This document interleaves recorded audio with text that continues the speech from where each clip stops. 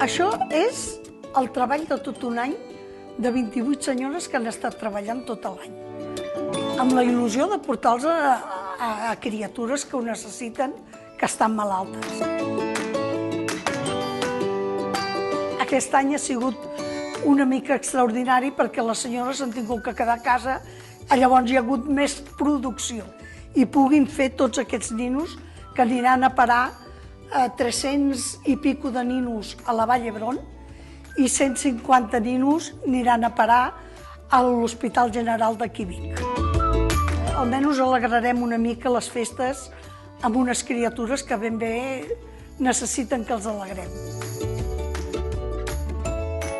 Quan acabi tot això, esperem que totes les que vulguin participar-hi es puguin apuntar tant al despujol, que ho farem, i tant al mallol, que un dia a la setmana ensenyarem a fer ninos. Aprofito de donar les gràcies a totes les senyores que participen i als ajuntaments de Sant Hipòlit de Voltregà i de les Masies de Voltregà que segueixen ajudant-nos pagant les llanes i les senyores treballant, i gràcies a això podem fer aquesta labor que jo crec que és molt maca.